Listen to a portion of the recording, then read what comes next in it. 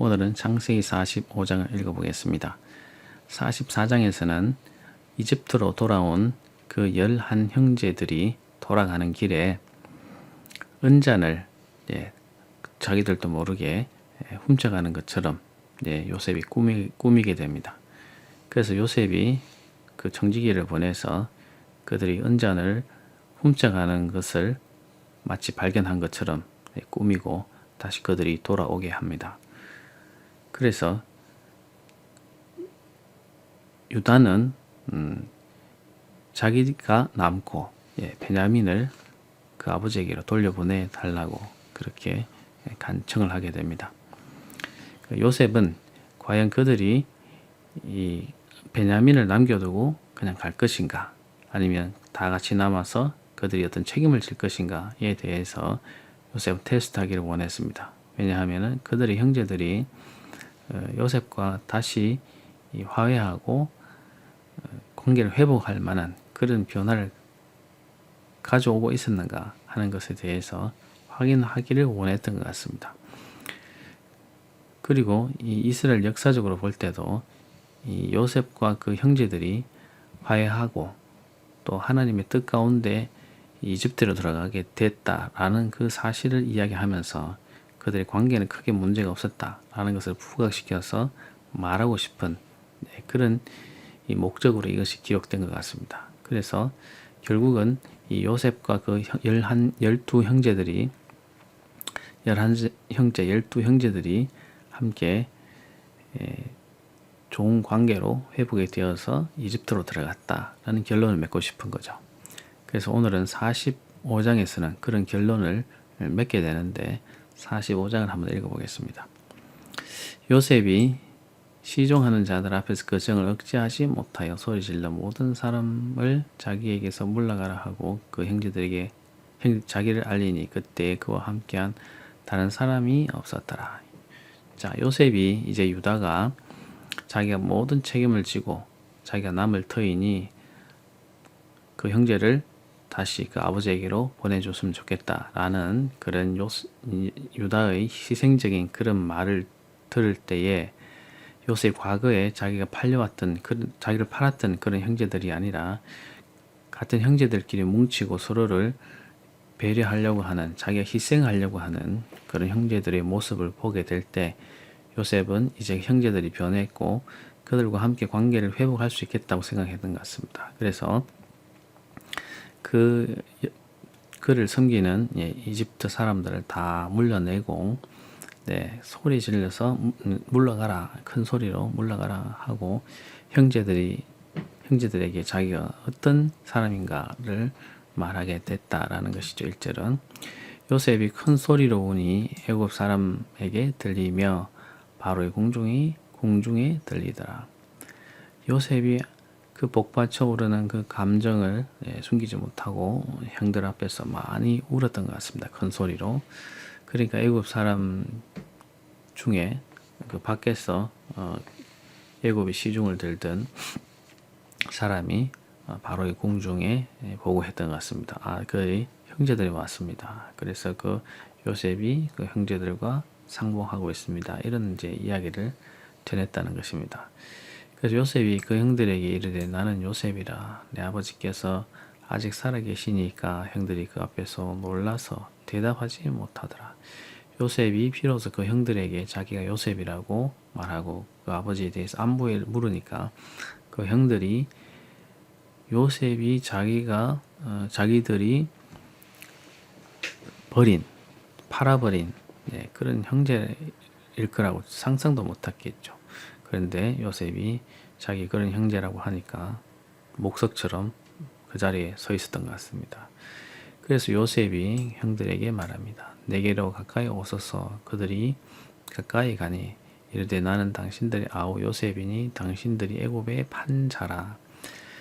지금까지 그 형제들은 요셉에게 말하거나 또는 그 아버지 야곱에게 말할 때 요셉이 죽었다고 얘기하지, 짐승에게 찢겨서 죽었다고 얘기했지, 요셉을 자기들이 팔았다고 얘기하지는 않습니다. 왜냐하면 그것은 자기 가장 수치스러운 잘못이기 때문에 요셉과 그 형제들만 아는 것이고 베냐민도 사실은 모르는 사실입니다. 그리고 향후에 요셉과 그 형제들이 야곱에게 그 사실을 말했겠느냐? 저는 말하지 않았을 거라고 생각합니다. 왜냐하면 그렇게 말했다면 야곱이 또 충격을 받을 수도 있기 때문에 그것은 끝까지 지켜준 비밀이었던 것 같습니다. 물론 그것이 후대에 어느 정도 알려졌기 때문에 이런 기록이 남았었겠지만 그 당시에 요셉과 그 형제들 사이에만 존재하는 그런 비밀이었지 않았을까 이런 생각이 듭니다. 그러나 지금 여기서는 이제 요셉이 자기가 판 형제다. 네. 짐승에게 죽은 그런 형제가 아니라 여기서는 애굽에 자기가 팔려난 형제다라고 진실이 여기서 밝혀지는 것이죠. 자, 그래서 그 두 형제들끼리만 아는 그 사실이 이제 밝혀지면서 그것을 떠올리면서 자기가 그런 요셉이라 하니까 이거는 아무도 모르는 그런 비밀인데 이제 요셉이 팔았다라고 하니까 증명이 될 수 있죠. 왜냐하면 그 형제들은 요셉이 자기들이 팔았다고 아무도 모르니까요. 아무도 그 사실을 모르는 사실인데 이 요셉이 나서서 자기가 팔려온 형제라고 하니까 그것만으로도 요셉이라는 거 금방 알겠죠. 네, 숨겨온 아무도 모르는 그 사람들만의 비밀을 이야기함으로써 자기가 요셉이라는 것을 말하고 있습니다. 그래서 당신들이 나를 이곳에 팔았다고 해서 근심하지 마소서, 한탄하지 마소서. 하나님이 생명을 구원하시려고 나를 당신들보다 먼저 보내셨나이다. 자기가 이렇게 팔려온 것에 대해서 형제들이 자책감을 가지고 또 두려워할까 싶어서 근심하지 말라고 하고 한탄하지 말라고 하는 것이죠. 왜냐하면 그렇게 자기를 이 땅으로 보낸 사람은 형제들이 아니라 하나님이 그 가족들, 온 가족들을 구원하시기 위해서 당신들보다 먼저 나를 이곳에 보내셨다. 이렇게 고백하는 것입니다. 그래서 이 땅에 2년 동안 흉년이 들었으나 아직 5년은 밭갈이도 못하고 추수도 못할지라. 향후 5년은 밭도 못 갈고 추수도 못할 지경의 그런 흉년이 앞으로 닥칠 거라고 말해주죠. 그래서 하나님이 큰 구원으로 당신들의 생명을 보존하고 당신들의 후손을 세상에 두시려고 나를 당신들보다 먼저 보내셨나니 그런즉 나를 이리로 보내는 당신들이 아니요 하나님이시라. 하나님이 나를 바로에게 아버지로 삼으시고 그 온 집의 주로 삼으시며 애굽 온 땅의 통치자로 삼으셨나이다. 네. 형들이 마치 자기들이 나쁜 짓을 해서 이집트로 요셉을 팔아버린 것처럼 뭐 실제로 겉으로 드러나는 일은 그런 것이었지만 그런 악한 일들이었지만 실상으로는 하나님이 그런 방법들을 통해서 요셉을 이집트 땅으로 보내서 바로의 아버지로 삼고 그 집의 주인으로 삼아서 마치 애굽 온 땅의 통치자로 나를 삼으셔서 아버지의 가족들이 이 흉년에서 죽지 않도록 나를 먼저 이곳에 보내셨습니다. 그것이 하나님의 뜻입니다. 라는 그런 고백이죠. 이 대단한 고백입니다. 이 요셉이 자기의 인생을 돌아볼 때 많은 고통과 어려움과 억울함을 당했지만 지나보니까 자기의 인생이 자기의 삶이 자기 아버지의 가정을 위해서 그 아버지의 가정을 살리기 위해서 이렇게 보내신 것이다 라는 생각이 들 때까지 얼마나 이 요셉은 고민했겠느냐. 또 그리고 그 하나님의 섭리를 발견했을 때 얼마나 마음속에 참 큰 감동이 있었겠느냐 이렇게 생각해 보면 요셉은 그 하나님의 뜻을 정말 정확하게 알고 있었다. 네, 그렇게 생각이 됩니다. 그리고 이 요셉 한 사람을 통해서 그 가정이 구원받은 것처럼 사실 우리도 하나님 보내신 예수 그리스도를 통해서 우리가 모든 사람들이 생명을 얻고 구원을 얻은 것처럼 이 요셉도 그랬다는 거죠. 요셉과 어떤 면에서 예수 그리스도께서 우리를 향해서 행하신 그 일들이 서로 비슷하게 연결이 되는 그런 면도 있습니다. 똑같다고 할 수 없지만 마치 이 한 사람을 통해서 많은 사람들이 구원을 받은 것처럼 이 요셉을 통해서 그 온 가정이 구원을 받은 것처럼 기근으로부터 구원을 받은 것처럼 예수 그리스도를 통해서도 우리가 구원을 받았으니까 그 사건은 비슷하게 우리가 이해할 수도 있습니다. 자, 그럼 구절을 한번 볼까요? 당신들은 속히 아버지께 올라가서 이르기를 아버지 아들 요셉 말에 하나님이 나를 애굽의 전국의 주로 세우셨으니 지치 말고 내게로 내려오사 아버지 아들들과 아버지의 손자들과 아버지의 양과 소와 모든 소유가 센 땅에 머물며 나와 가깝게 하소서. 흉년이 아직 5해가 있으니 내가 거기서 아버지를 봉양하리이다. 아버지와 아버지의 가족과 아버지께 속한 모든 사람에게 무작함이 없도록 하겠나이다 하더라고 전하소서. 형제들에게 아버지의 모든 이 가족과 또 모든 소유를 가지고 고센 땅으로 와서 같이 살자는 것입니다. 이곳에는 부족함이 없다는 것입니다. 당신들의 눈과 뇌하고 베냐민의 눈이 보는 바 당신들에게 이 말을 하는 것은 내 입이라. 자, 이 말은 좀 시적인 표현이기 때문에 왜 이렇게 말해서 이렇게 할 수도 있는데 이 표현은 이거죠. 당신들이 보는 대로 또 이 뇌하고 베냐민이 보는 대로 제가 이렇게 앞에서 말하고 있습니다. 이런 뜻입니다. 당신들은 내가 애굽에서 누리는 영화와 당신들이 본 모든 것을 다 내 아버지께 아뢰고 속히 모시고 내려오소서. 자, 지금 우리가 어떻게 살고 있는지 제가 어떻게 살고 있는지 다 보시지 않습니까? 그러니까 이곳에 내려와서 같이 살면 좋겠습니다. 이렇게 말합니다.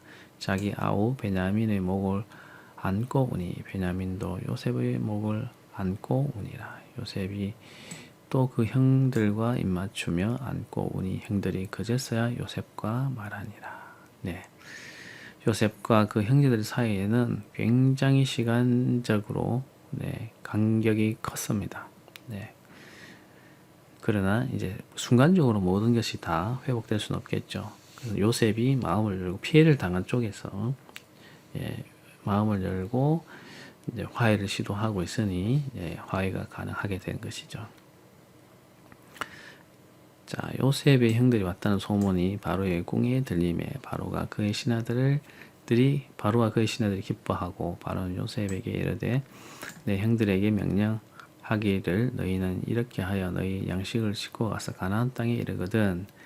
자, 바로가 요셉에게 그 형제들이 가족들이 왔다라는 소리를 듣고 다 기뻐했다는 거죠. 왜냐하면 요셉을 통해서 지금 이집 땅에 기근이 있지만 살아남고 있기 때문에 요셉의 가족들이 왔고 형제들이 왔다는 소식을 들었을 때 바로는 가나안 땅에 가서 양식을 또 가지고 가나안 땅에 가서 너희 아버지를 이끌고 다 여기 와서 풍족하게 먹고 지내면서 여기서 머물라라고 합니다. 그래서 너희 아버지와 너희 가족을 데리고 내게로 오라. 내가 너희에게 애굽의 좋은 땅을 주리니 너희가 나라의 기름진 것을 먹으리라. 이제 명령을 받았으니 이렇게 하라. 너희는 애굽 땅에서 수레를 가져다가 너희 자녀와 아내를 태우고 너희 아버지를 모셔오라. 자, 수레를 가져가서 먼 길을 와야 되기 때문에 어린 아이들이나 여자들은 다 태워서 이렇게 데려오라는 것입니다. 이 가나안 지역에는 수레 문화가 아니고 낙이나 그 낙타 같은 것을 타고 가는 그런 개별적으로 타고 가는 그런 문화거든요. 근데 이집트에는 수레 문화가 있으니까 수레를 가져가서 나의 수레를 가져가서 고급스러운 수레를 가져가서 너의 약한 자들과 또 여자들을 태우고 편안하게 아버지를 또 모셔오라. 이렇게 배려를 하고 있습니다. 너희 기구를 아끼지 말라. 온 애굽 땅의 좋은 것이 너희 것입니다. 요 말은 뭐냐 하면 가나안 땅에 살기 위해서는 거기 삶에 필요한 여러 기구들이 많지 않겠습니까? 뭐 일상생활 하기 위한 가재도구도 많고 그럴 텐데 그것을 가지고 오지 말라는 얘기입니다. 너희의 기구를 아끼지 말라는 것은 그걸 다 챙겨가지고 와서 여기서도 그걸 가지고 살라고 하지 말고 그것을 다 버리고 몸만 오라는 얘기입니다. 왜냐하면 애굽 땅에는 좋은 것이 많고 거기에 그 모든 것이 총리인 요셉의 그런 영향을 받고 있기 때문에 애굽 땅이 좋은 것이 많지 않느냐. 그러니까 다 줄 것이니까 그것을 굳이 들고 오려고 하지 말고 두고 오라는 말입니다.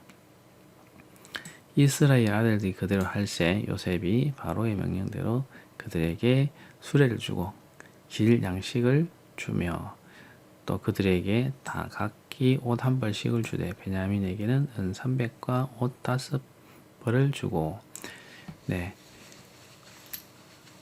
수레도 주고 이제 그게 도달하기까지 양식이 필요하니까 또 양식도 내주고 또 선물로 좋은 옷을 한 벌씩 주어서 그들이 이제 갔을 때 자기들이 대접받았다는 것을 증명할 수 있도록 이제 그렇게 줬다는 얘기죠. 그리고 베냐민에게는 특히 또 은 300도 주고 옷을 한 벌 주는 게 아니라 5벌도 주어가지고 많은 선물을 줬다고 하는 것이죠. 우대를 했다는 것입니다. 그 이제 요셉이 자기 엄마가 같은 형제니까 요셉이 그렇게 했죠. 자, 그가 또 이와 같이 그 아버지에게 보내되 순하기 10필, 그 다음에 애굽의 아름다운 물품을 실리고 암나기 10필에게는 아버지에게 길에서 드릴 곡식, 떡, 양식. 그러니까 아버지가 오실 때 또 드실 만한 그런 좋은 곡식과 떡과 양식을 실려 드렸다는 것이죠. 이 형들을 돌려보내며 그들에게 말합니다. 당신들은 길에서 서로 다투지 말라 하였더라. 자, 이게 굉장히 중요한 말인데 길에서 다투지 말라. 이 말은 이 요셉이 이집트 땅으로 오게 된 것에 대해서 물론 요셉은 그것이 하나님의 뜻이었다고 말하지만 형제 입장에서 볼 때는 누가 그렇게 하자고 해서 누가 나서서 요셉을 그렇게 팔자고 했는지 또 뭐 이렇게 잘잘못을 따질 수 있잖아요. 네, 길을 가다 보면은 또 그런 일이 분쟁이 생길 수도 있는데 그런 데 대해서 다투지 말고 이제는 그 이야기에 대해서 그 부분에 대해서는 이야기하지 말라 이 말이죠. 굉장한 배려죠 사실은. 그들이 애굽에서 올라와 가나안 땅으로 들어가서 아버지 야곱에게 이르러 알리어 이르되 요셉이 지금까지 살아있어 애굽 땅 총리가 되었더이다. 야곱이 그들의 말을 믿지 못하여 리둥절하더니 그들이 또 요셉이 자기에게 부탁한 모든 말로 그에게 전하매 그들의 아버지 요셉은 요셉이 자기를 태우려고 보낸 수레를 보고서야 기운이 소생한지라. 요셉이 그렇게 여러 가지 챙겨서 보내고 말을 전하라고 했지만 그 말을 들은 야곱은 처음에는 믿지 못하죠. 그런데 이집트 땅에서 온 그 왕의 수레를 보고서 그들을 태우러 온 그런 화려한 수레를 보고서야 그 말이 진짜구나 이렇게 생각했고 또 죽은 아들을 볼 수 있다라는 그런 마음에 이제 기운이 이집트 땅으로 먼 여행을 갈 기운이 생겼다고 합니다. 그래서 야곱 이스라엘이라고 하는 이름의 야곱이 말하죠. 이르되 조카도다 내 아들 요셉이 지금까지 살아있으니 내가 죽기 전에 가서 그를 보리라 하니라. 이제 내려가서 보겠다 이렇게 말하는 것으로 45장이 끝이 납니다. 자, 그러면 지도를 한번 보겠습니다. 네, 이 지도를 보면은 지금 고센이라고 하는 지역이 보입니다. 고센. 이집트 땅에는 고센이라고 하는 지금 이 넓은 지역의 땅이 있습니다. 거기에 보면은 지금 아리바스라고 하는 그 왕조의 수도가 있는 아리바스라고 하는 곳이 있고, 그 전체의 어떤 땅이 고센 땅이라고 이렇게 보시면 좋을 것 같습니다. 차후에 이제 이집트 땅에서의 지명이 몇 개 언급이 되겠지만, 고센이라고 하는 것은 어느 특정 지역이 아니라 뭐 대구 같으면 대구, 뭐 영천 이런 딱 그 지역을 말하는 것이 아니라 뭐 경상도권 뭐 이렇게 해서 말할 때 이 고센이라고 하면 이 넓은 지역을 통칭해서 말한다. 이렇게 보시면 좋을 것 같습니다. 고센 지역이 이 지역이 되겠습니다. 자, 오늘은 45장을 우리가 읽어봤는데 이제 야곱과 그의 형제들이 화해하고 좋은 분위기로 지금 흘러가고 있습니다. 그래서 야곱의 모든 가족들이 지금 이집트로 내려와서 그곳에서 이제 정착해서 살려고 하는 그런 장면으로 가고 있습니다. 자, 다음 주에는 또 어떤 이야기들이 전개될지 기대하면서 45장을 다시 한번 읽어보시기 바랍니다.